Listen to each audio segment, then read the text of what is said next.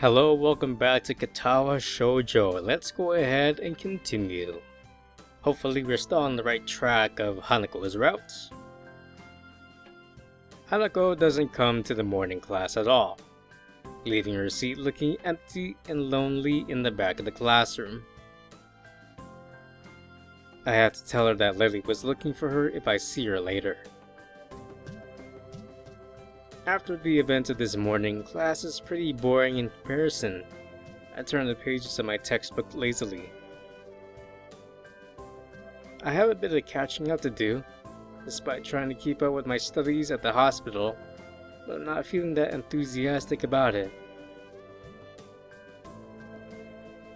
The clock at the front of the room sounds unbearably loud. The teacher hasn't said anything in over 7 minutes, instead opting to cover the board in rows and rows of equations taken directly from the book. The rhythmic clashing of chalk on the blackboard seems to synchronize perfectly with the ticking of the clock. I start to copy down the equations just to pass the time, even though they are right there in the textbook.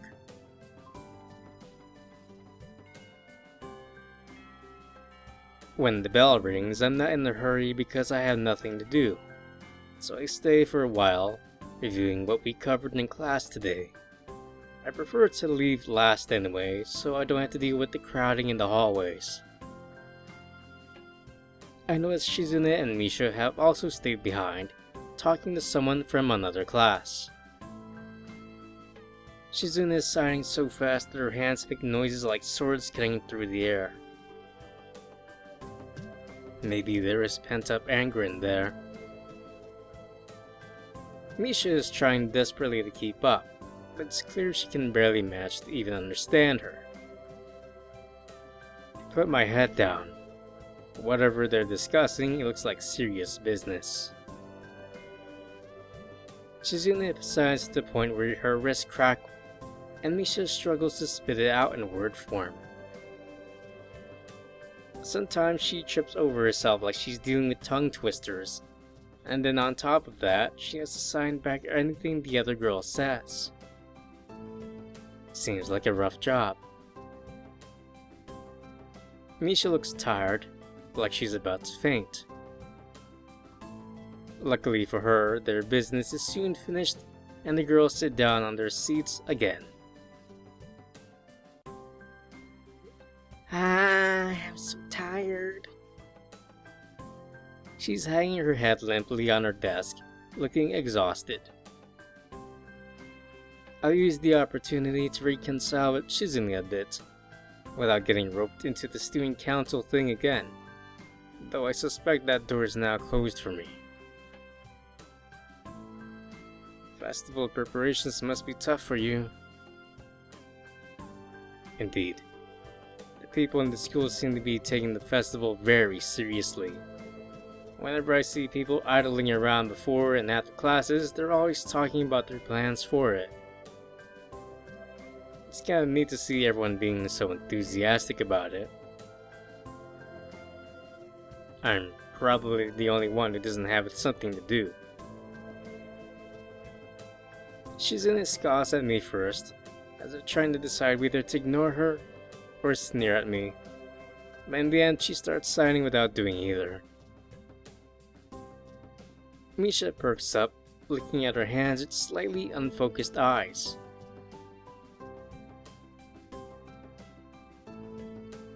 She signs with harsh, heavy, dramatic strokes. Misha translates her signing into speech for me.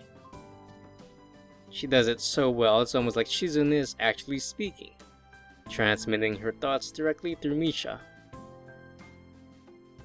She must have practiced rigorously. Well, of course, we're in the student council, you know, so we're pretty busy. Alright, Shizune, damn! It's an important duty of ours to ensure the success of the festival with all our strength.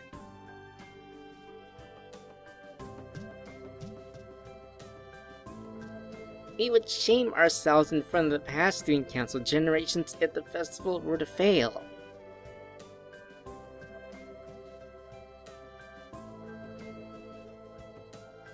That's right, there must be no flaws. No, I think those encumbrances. No, nothing that might make the festival short perfect. Chizune's passionate speech and Misha's enacting are really oddly fitting of them. Huh? Hello. Hanako! There you are! How I missed you. Are you okay? I look over my shoulder and see Hanako peering timidly into the classroom, most of her body hidden behind the door. Hey, playing delinquent again. Hanako blushes hard at Misha's straightforward jab, even if it was only in jest. Hey, Shizune, I see the anger in your eyes. Leave my girl alone. Shizune stares at her probingly, causing Hanako to look down and start backing away to the point where only her fingers can be seen wrapped nervously around the edge of the door. Maybe she is showing her dislike of Hanako by association of her dislike of Lily.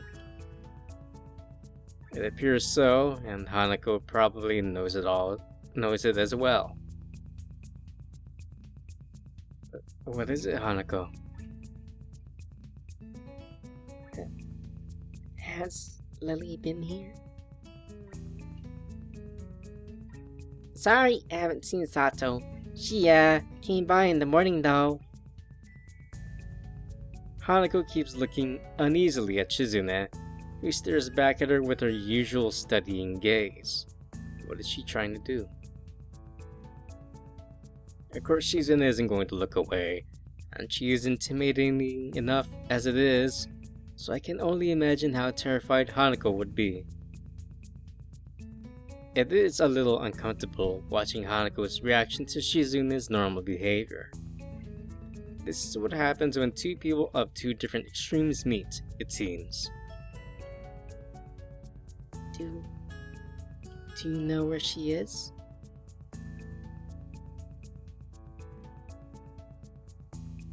If she has any sense in her head, she's in her classroom, working on their festival project.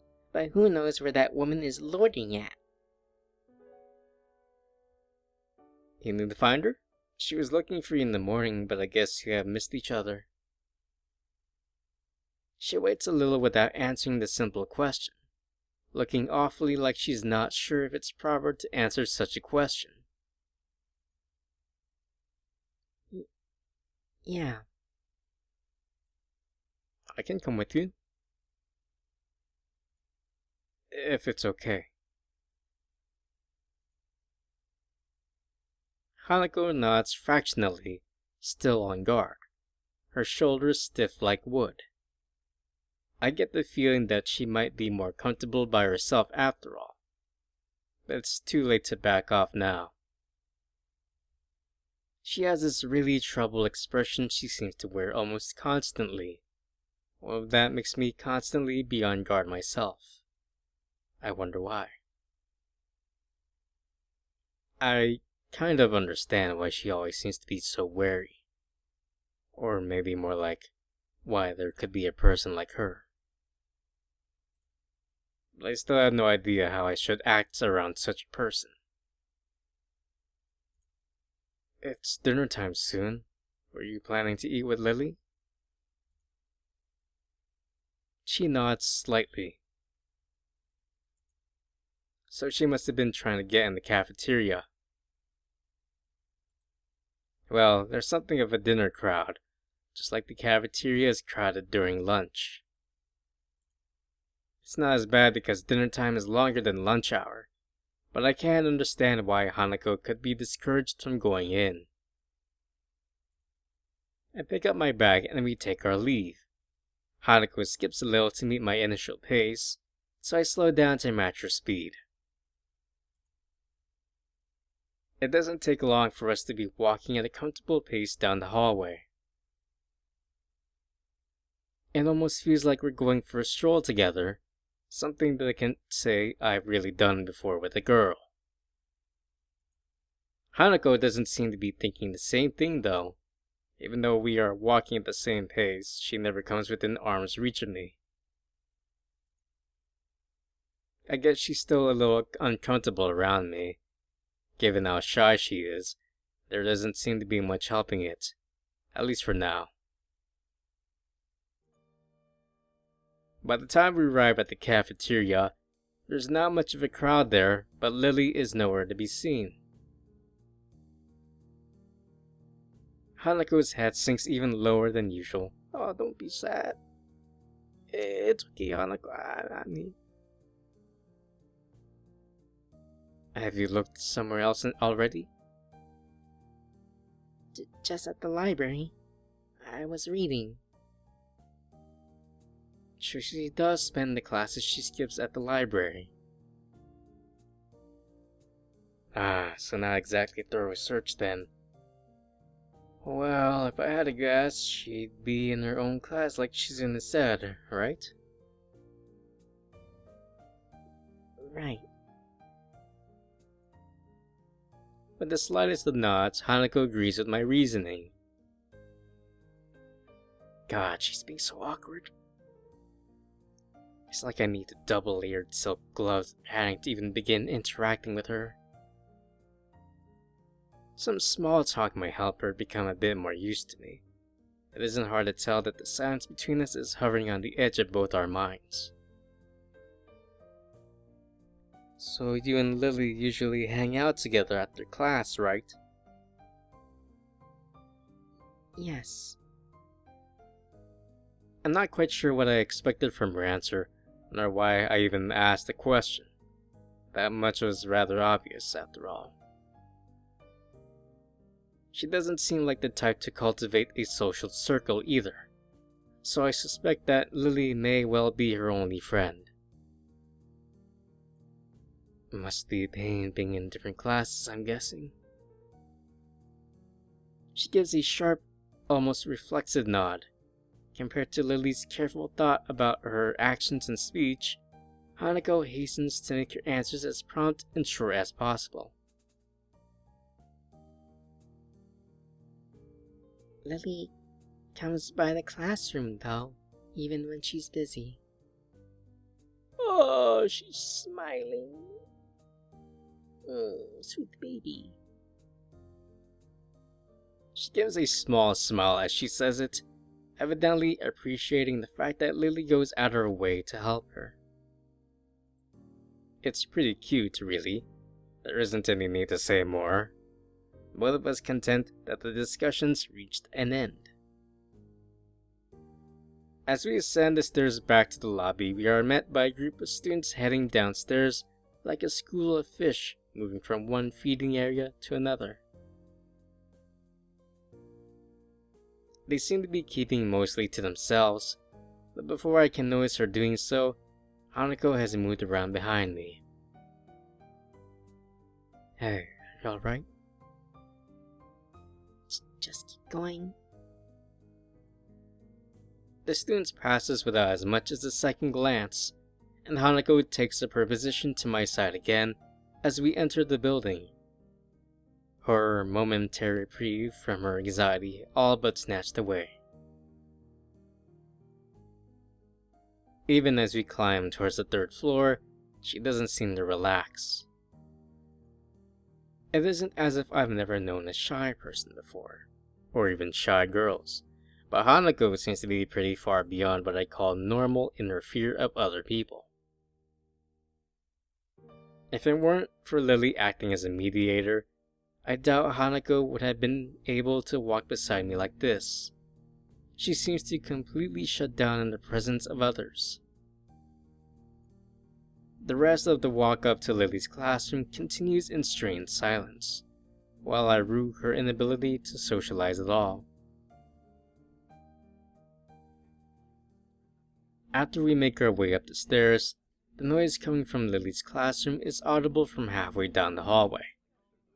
I wasn't expecting such a din at all. Well, I guess we found her. This wasn't hard.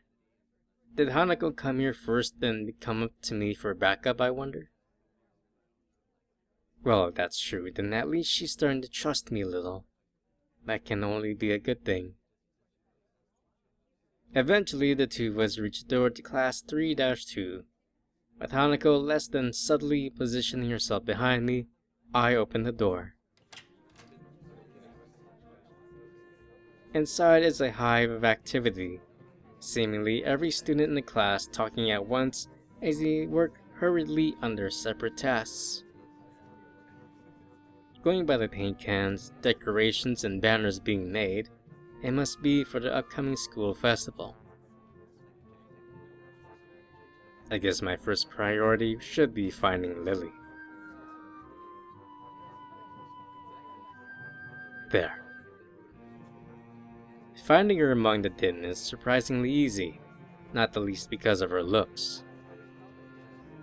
With a couple of students gathered around her as she stands at the front of the class, she seems to be in charge of the preparations, or at least busy organizing them. Carefully negotiating a path to the various students hunched over the floor for the lack of desk space, I raise a hand entirely out of the habit as we finally reach Lily. Hi, Lily. She perks her head up as she breaks off talking to a noticeably smaller girl who must be her classmate, trying to listen as best as she can. Sorry, who? Sorry. Isao. I have Hanako too. Hi. She's pretty skittish. Considering the number of people around, it isn't too hard to work out why. Lily takes a moment's pause to assess the situation before turning to the other student once again. For the moment, just ask Maria for his advice. Kenji's busy with painting one of the banners already. A quick nod and she bounces off, fingers carefully sliding along the wall's face for orientation. Wait, Kenji? That Kenji? I quickly turn about, leaning to the side to see past Hanako. Sure enough, in the corner of the room, Kenji's hunched over a sheet of cloth as he paints it. His eyes remain only inches from the brush, reminding me of how close he had to be to make out my face when I met him. Sorry about that. Our class doesn't have any students with even partial eyesight, so it didn't hide demand. That's right. Class 3-2 was especially for students with poor vision. Preparing for the festival must be pretty arduous for them. Damn, Shizune! Why are you so all hell-bent on the blind people, man? That's so mean. Need a hand? I could give you help if you need some. Maybe Hanako could too? A chance to set her mind on something would do her good, but I doubt she has the courage to ask outright. She quickly nods in affirmation afterwards, so I'm confident I made the right move. Lily gives a noticeable sigh of relief. Ah, that's good. This might actually get finished before everyone goes out to dinner now. Would you be able to help the person painting the main banner? It's a big task for him to do, but nobody else can help. I hope it's not Kenji. Kenji? Sure. It's fucking Kenji. Be nice to Hanako, okay, Kenji? No feminist shit. She seems surprised that I know him. I can't really blame her. I take it you've met? Our rooms in the dorm are right next to each other. Hard to miss each other, really. Well, it's good to see you're getting friends so fast. Friend. I wonder if that's the right word to use for him. Hanako's silence during the proceedings reminds me of the reason I put her up to helping in the first place. Well, go help him then. He knows what needs doing, right? That's right. Just ask if you have any problems. Chorusing an assent, Hanako and I begin another trek across the classroom. Kenji sits crouched on the floor, his gaze fixed on the white calico in front of him. Hey Kenji? No answer. He continues dragging his paint-soaked brush along the large half-painted kanji that's sketched on the sheet in pencil. Kenji? Huh? What? Who is it? If this is the way he treats class members, it's no small wonder he's working on this alone. It's me. Right, I know that, man. What are you doing here, though? His dismissive attitude annoys me. He must be the type to really get focused on his work, hating to be disturbed by anyone until he's done, I suppose. While we talk, the sound of Hanako's footsteps as she walks out from behind me reminds me that she's here. Alright, Genji, be nice.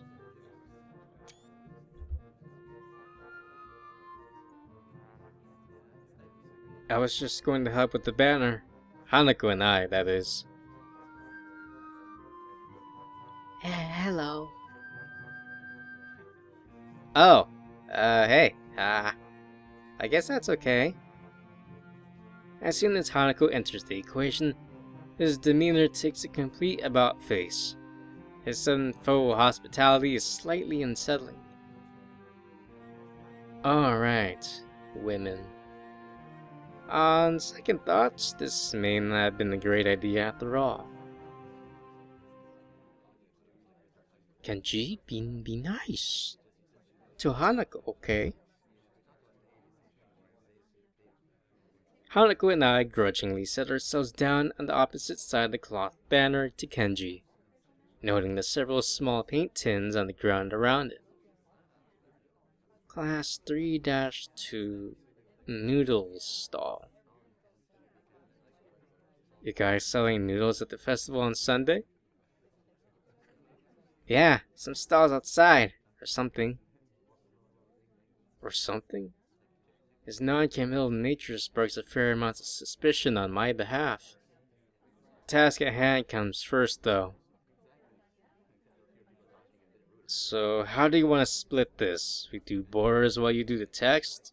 Or do you want to switch and do the borders?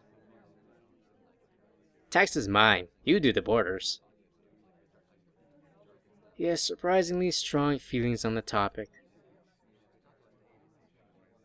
As I reach over to grab a brush, I notice Hanako is already debating between colors to use. By the time I put my brush to cloth, she's already started on a delicate pattern. Looks like my idea of her taking her mind off everyone around her worked. With a dark blue stroke, the three of us silently get to work. Not before Kenji takes advantage of Hanako's wording to lean towards me and whisper conspiratorially, though. Okay, man, why are you here?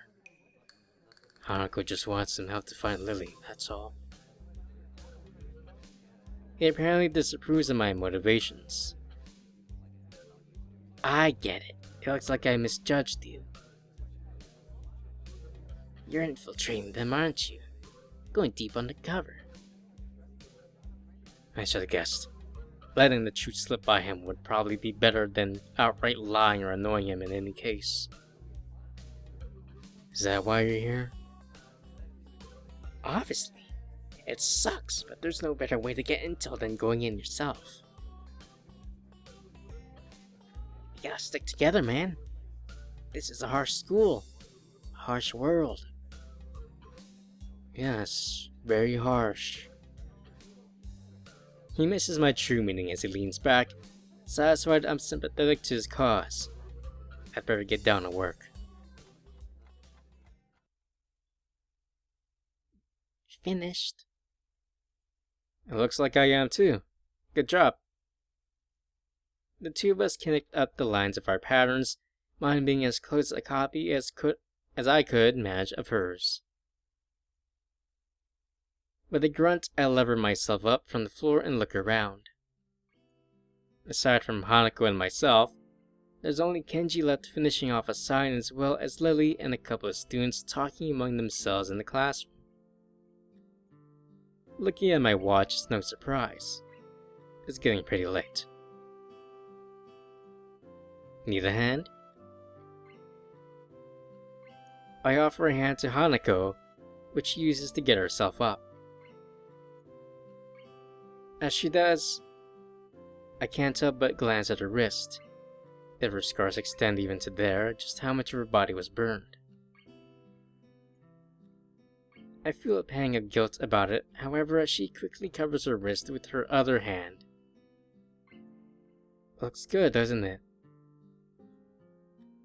She looks surprised for a moment before noticing that I mean the banner. It does, I guess. Her smile shows that she feels a slight sense of pride in the result, just as I do. The floor is significantly neater for the decorations being placed on desks and shelves. It's much easier to get to Lily as we cross the room. You finished the banner. I guess that's all that needs to be done? Lily gives an appreciative nod. Thank you, Hisao. Hanako, if there's any way I can thank you. Nah, it's fine. Be sitting in my room studying at any rate. I don't mind either. She nods, before suddenly remembering one last person. Oh, is Kenji still there? Just as I open my mouth, Kenji gives the answer from the other side of the room. Yeah, just finished. He carefully slides his sign onto an empty section of the shelf to dry, before quickly walking past us and out the door. See ya, man. Bye. The remaining two students say their goodbyes to Lily before taking their cue to leave as well, leaving only the three of us. And well, I guess that's everyone. I hope we don't have to do anything like that again. Working past school time? Indeed. The class's plans this year were ambitious. Maybe too ambitious. The stalls look nice, though. She's right. Shows that a lot of work's gone into them. My. I'm sure a lot of us would be glad to hear that. At least now there's not much work to do until the festival itself. It's getting pretty late. Should we go? That's probably a good idea. Are you going back to the dorms as well, Hisao? Yeah, I guess I'll tag along. The nighttime lighting really makes the gardens look quite different. Compared to the usual look of lush greenery, things are much more calm. Being that it's so late, the lack of students around probably helps. The odd one or two can be seen scurrying to and from the dorms, trying to eke the most out of their approaching curfews, but no more. All that can be heard is our footsteps, in addition to Lily's cane regularly gently tapping the ground in front of her. It's nice to finally be able to relax a bit after the mad rush during school. Without even noticing it, I let out a small yawn. Tired? Yeah, still getting used to the flow of things, I guess.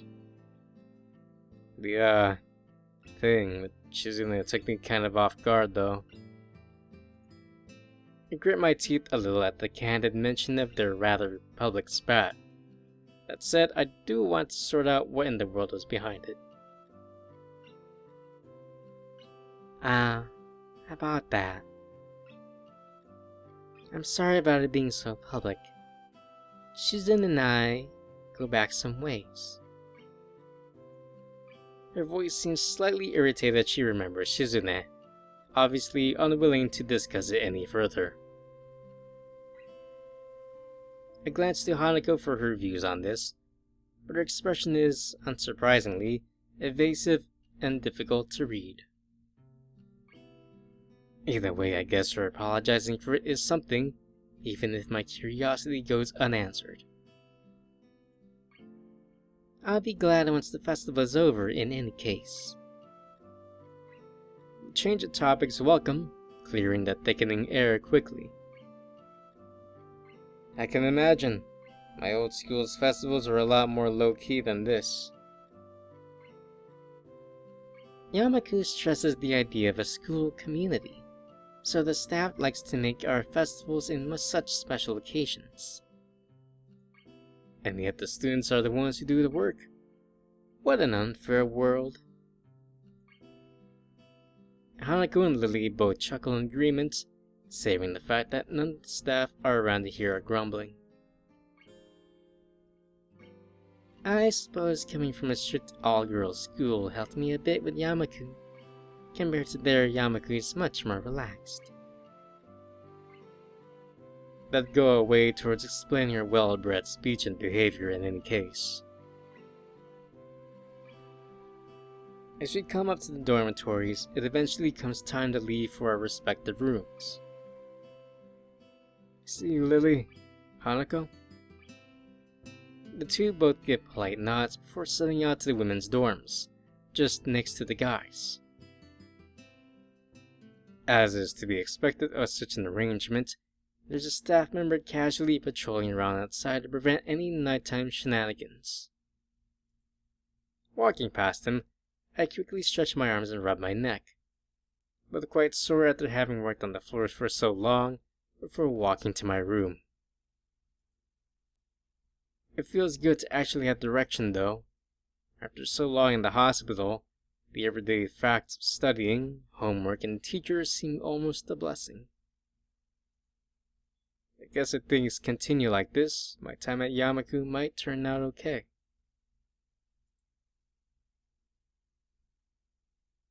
Adhering to the nurse's nagging voice in the back of my head, I set my alarm clock to wake me up early enough to go jogging again. I made a promise and I'm going to keep it. Besides, Emmy is bound to rat on me if I don't show up. But it's not all that bad.